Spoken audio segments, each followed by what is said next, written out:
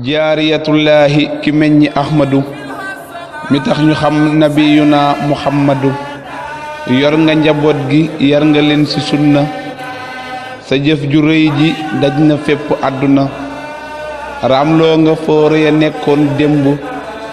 sa nooma daan kuñ ma sa woo ci làmb leeru ku tedd ki xajul ci lenn dul sa jëmm jaara yaa di kenn ku tudd saw tur faaw mu tudd mbaax ga ca yaatu gaag muñam gaag lewet ga yaa jur ka tax ñépp di dem diiwaanu ak di sori lépp lu dib safaanu yow neena loo sa dund batal yandoor su dee néewul ca togg mo ngay zikaar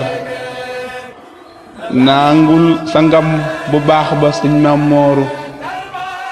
moom la jikkoo te dëkke ak muuru wuute ngaak ñi jiitu woon ci ay jigéen ndax yaa fi indi ahmadu miy kéemaan tooñoo borom bi loroo sa dëkkandoo njariñ nga képp ku la def ab àndandoo buur ba laahu moo la jox mbiram muy tawféex ngay cërale ci ay xéewal yu dul jeex yàggoo fi yàqoo fi sa at ya néew na waaye sa jëf ëpp na mbir yi siiw na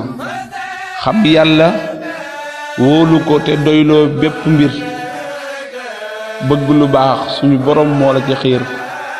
borom Poroxaana xam yàlla lu leer la topp ndigal moytu ndugal lu wóor la ormal nga ñépp maam jaara fi soo daan werante woo xuloo woo sa dooma daan sab liggéey wër na ca mboolem duniyaa sa dooma raw fii ba rawaale naar ya wuutewul ak sayyidatuna Maryaama yaa di jàmbaar ci diineel islaama jaariyatullaahi borom xarbaax ya sonnul di wut leneen lu dul ngërëm ya wolof yi ak tubaab yi ñépp a ngi daw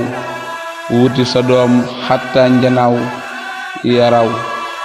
soxna jaaratullaahi maam Mariama Buso Seex Xaadim Gumbala